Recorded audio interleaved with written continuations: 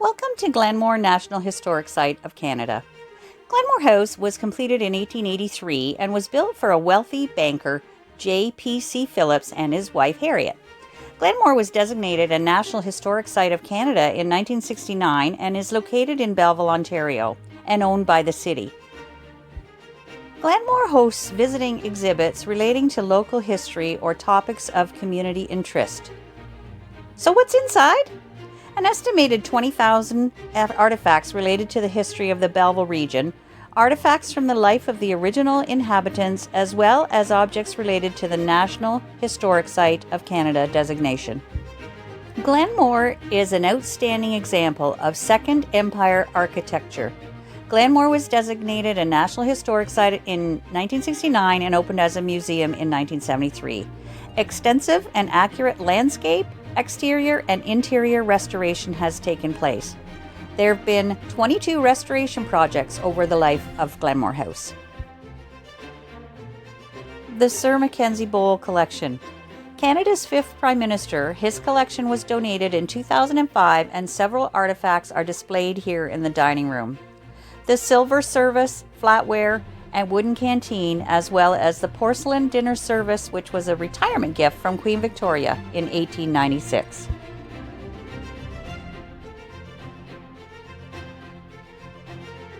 There are 2 parlors on the main floor, and they could be opened up to create a ballroom when necessary.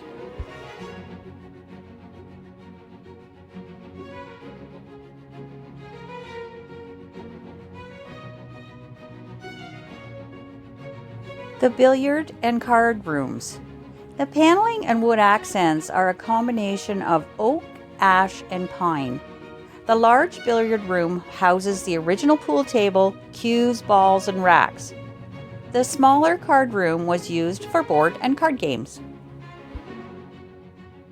Throughout the home, you will see many artifacts from Bertram and Cecilia Coldry from Great Britain. The Coldrys kept a second home in Belleville. Many of the paintings at Glanmore were painted by the Coldrys. Bertram's specialty was landscapes, Cecilia's was portraits, and Bertram's brother Horatio painted animals. These paintings are displayed throughout Glanmore and are really remarkable.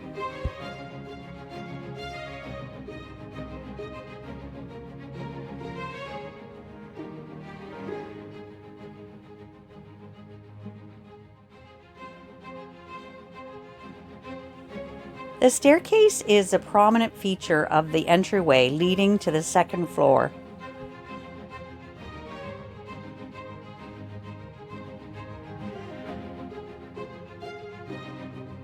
The library was originally used as a study, and the bookcases are all original, and the book collection as well. The gas fireplace and light fixtures are also original to the room.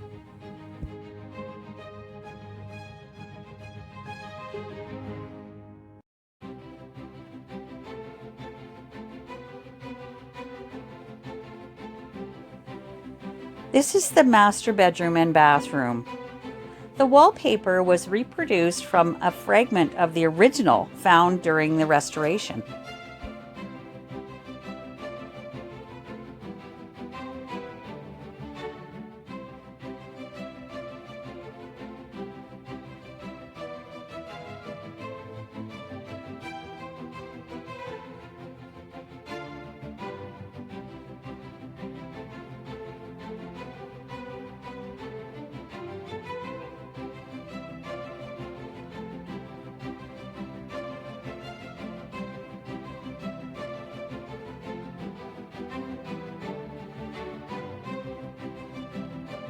The original bathroom was one of the first in Belleville to be fitted with indoor plumbing and featured a copper-lined tub.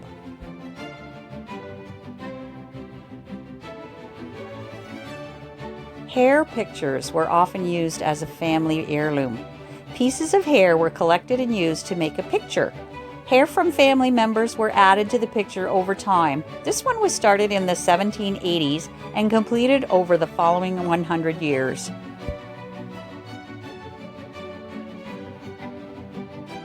This is the second bedroom, and originally it was a guest bedroom. but then it was later used by the original owner's adopted daughter, Jessie.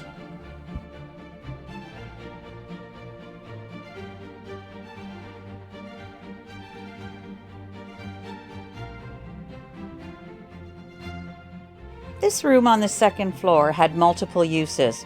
Originally, it was used as a dressing room for the second bedroom, and then it was also used over the years as an art studio, a nursery, sewing room, and bathroom. There are many displays of artifacts located in the upper hallway of the home. The view of the staircase from up here is truly impressive and very grand. Heading downstairs, the lower level has not been restored as there are no original photographs and very little information on the specifics of this level. The basement would have housed the kitchen, pantry, servants' quarters, furnace room, and cistern. Today, the lower level features exhibits on domestic servants and typical domestic tools and equipment from the period. Laundry was an important task and usually performed on Mondays. This would typically require a whole day since the entire household's linens and clothes would be washed. Behavior and manners of servants was closely observed by employers, and they were expected to conform to a strict code of conduct.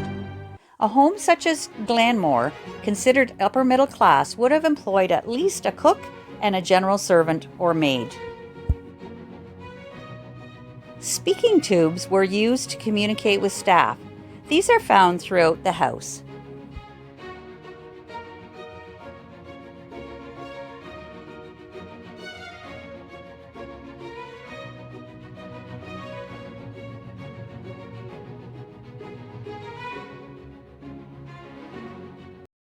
The displays down here show the tools required for domestic use of the servants.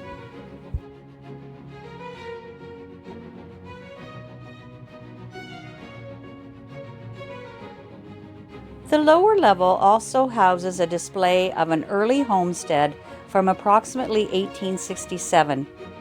This display recreates the modest means by which many early Belleville families lived.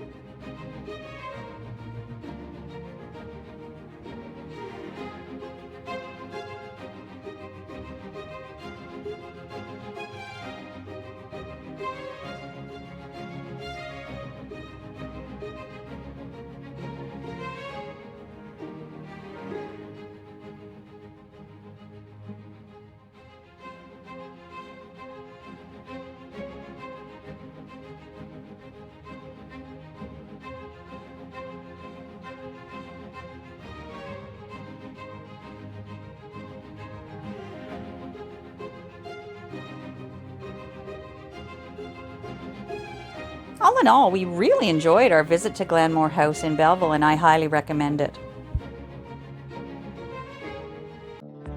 Next up, we are headed over to Corby Park to see the Rose Gardens.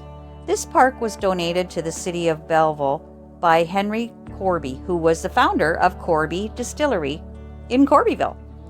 The Corby family actively promoted and supported the city of Belleville.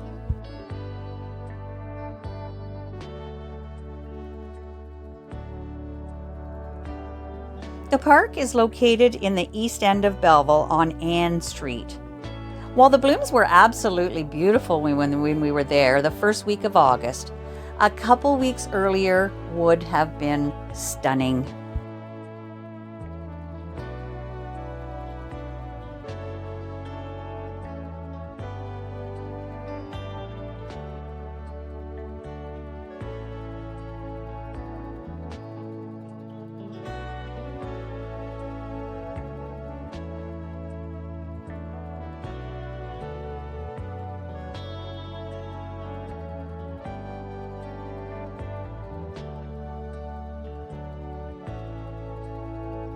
There are lots of walkways and benches in the park, and it's a lovely place to just wander or just sit and enjoy the beauty.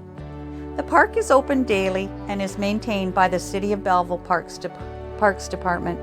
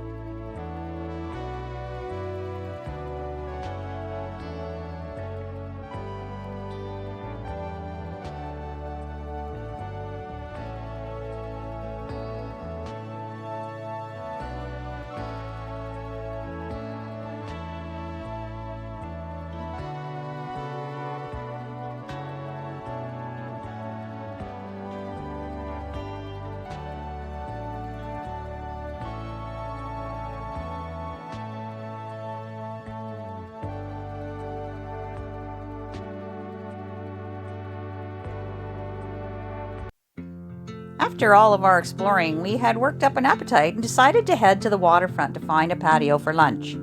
We ended up at the Pier, a lovely restaurant located at the end of Meyers Pier at the marina.